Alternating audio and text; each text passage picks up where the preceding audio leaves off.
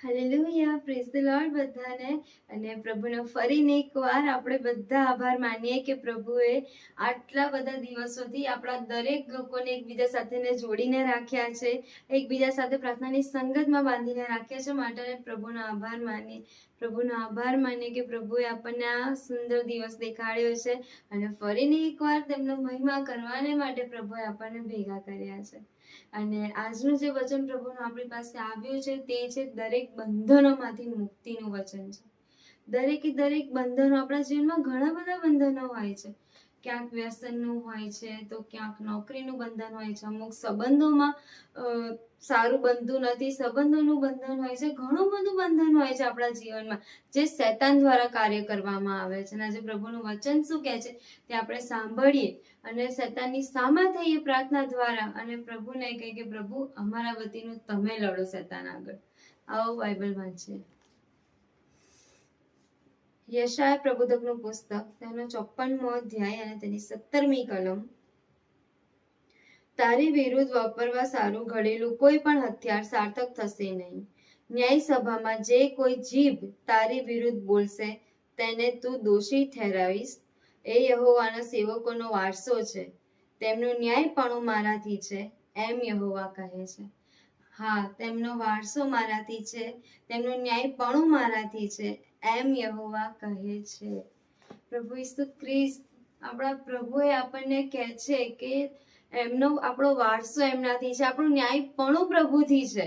આપણે કશાથી બીવાની જરૂર નથી ને કશાથી પણ ડરવાની જરૂર નથી. આપણે ફક્ત ને ફક્ત એક જ કાર્ય કરવાનું છે કે પ્રભુની આગળ નમી જવાનું છે અને પ્રભુની આગળ પ્રાર્થના કરવાની છે કે પ્રભુ મારા જીવનમાં જે કંઈ પણ બંધનો હોય, પ્રભુ એ સગળા બંધનોને તમે તોડો.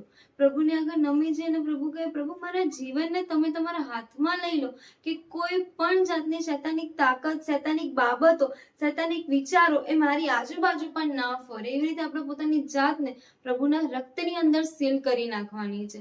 આવો પ્રાર્થના કરીએ.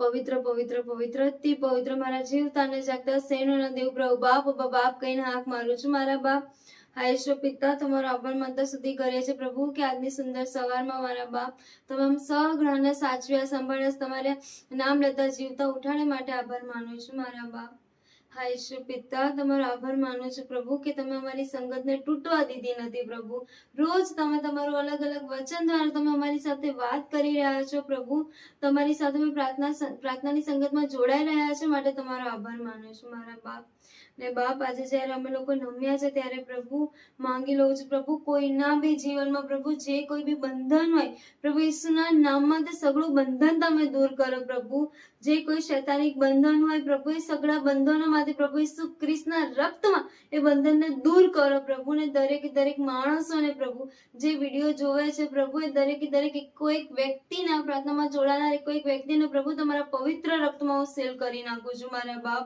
હા બાપ, મારી જાતને તમારા પવિત્ર રક્તમાં સીલ કરું છું. પ્રભુ, દરેકના કુટુંબને મારા બાપ તમારા પવિત્ર રક્તમાં સીલ કરું છું. મારા દેવ બાપ, હા ઈશ્વર પિતા, માંગુ છું મારા બાપ તમે દરેકનું રક્ષણ કરજો, દરેકની સાથેની પાસે રહેજો પ્રભુ.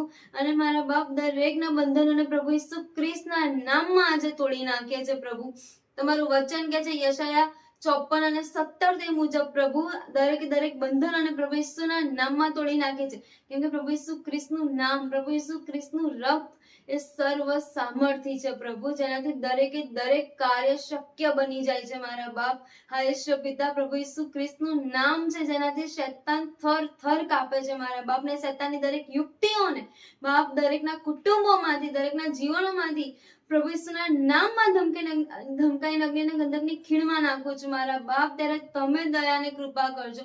દરેકના જીવનોને તમારા પવિત્ર રક્તમાં હું સીલ કરી નાખું છું. પ્રભુ, તમે દરેકની સાથે પાસે રહેજો. મારા બાપ, હા ઈશ્વર પિતા, આજના આખા દિવસનો એક સમય પ્રભુ, સગળો સમય તમારા હાથમાં સોંપું છું. મારા બાપ, ત્યારે તમે સાંભળીને સ્વીકાર કરજો. મારા બાપ, આમેન.